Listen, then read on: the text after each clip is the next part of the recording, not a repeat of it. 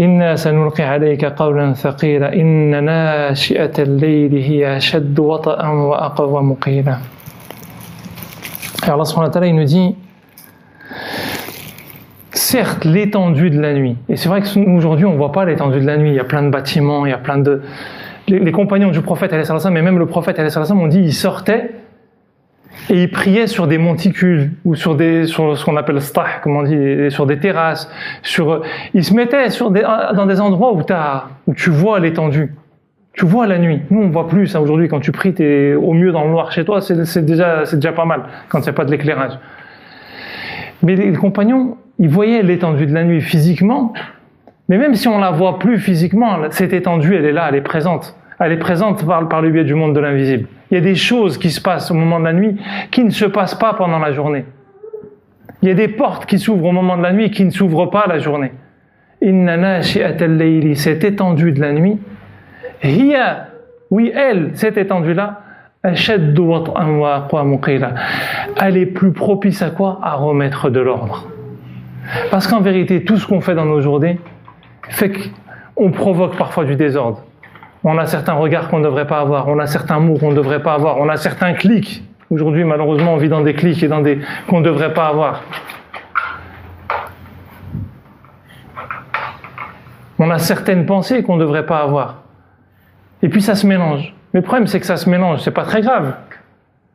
Quand tu as fait un nœud sur ton lacet, si la nuit venue, tu le défais, alhamdoulilah, c'est propre. Tu repars. Donc elle est plus propice à remettre de l'ordre. C'est pas dans la journée en train de t'ajouter, en train de t'agiter, en train de gamberger, en train de faire plein de calculs. Pour ça qu'avait fait Surat Al-Kahf, vous vous rappelez? Ces calculs-là qui font que nous enfoncer plus qu'autre chose. Nous, parfois, on est dans les problèmes et on calcule, mais comment il faudrait faire? On fait des stratégies, on fait des machins, on fait des trucs. Et on en oublie de venir parler avec Allah subhanahu wa ta'ala qui va réouvrir. Parce que l'intelligence du cœur n'est pas une intelligence maîtrisable. Certes, l'intelligence de raison permet de délimiter la voie, mais dans ces moments-là, c'est l'intelligence du cœur qui doit fonctionner. On ne peut pas la maîtriser. Il faut la laisser fonctionner. Il faut laisser notre intuition reprendre le dessus à certains moments. Et elle est plus propice, l'étendue de la nuit, à redonner sa place à nos cœurs. Inna nashi'atal layli hiya ashaddu wat'an wa aqwamu qila, sauf que on laisse passer les journées et parfois on ne parle pas avec Dieu. Et les nuits passent, et les nuits passent. Et on attend parfois le mois de Ramadan. Et alhamdulillah qu'Allah subhanahu wa ta'ala nous donne le mois de Ramadan. Où il y a encore d'autres portes qui s'ouvrent, qui font que il faut y aller à la bétonnière, comment on dit, au marteau-piqueur, mais au moins ça s'ouvre un peu. Alors que si chaque nuit, un petit peu, on remettait de l'ordre, le cœur il fonctionnerait. Et cette intelligence-là qui est fondamentale, elle agirait. Quel que soit le poids qu'on a apporté. Inna laka fin nahari sabahan tawila. Parce qu'Allah subhanahu wa ta'ala, il reconnaît une chose, il nous dit, vous avez besoin de ça parce que certes la journée, tu as des occupations importantes.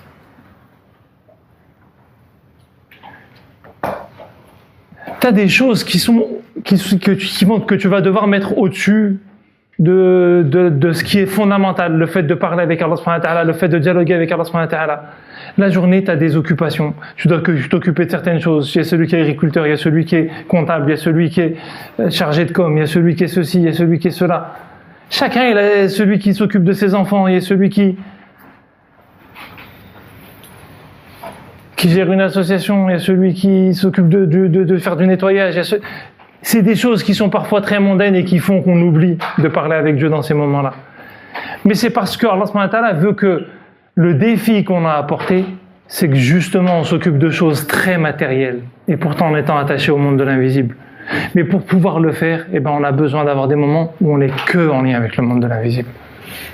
Sinon, tu ne peux pas, dans ces moments où tu es occupé par des choses matérielles, arriver à redonner sa place au monde de l'invisible. Allah subhanahu wa ta'ala ne nous demande pas d'être que dans le monde de l'invisible. Non, il nous demande d'être dans ce monde visible, de s'occuper de considérations très matérielles, très mondaines, très profanes. Mais pour pouvoir le faire, il faut qu'on ait ces moments de rupture complets.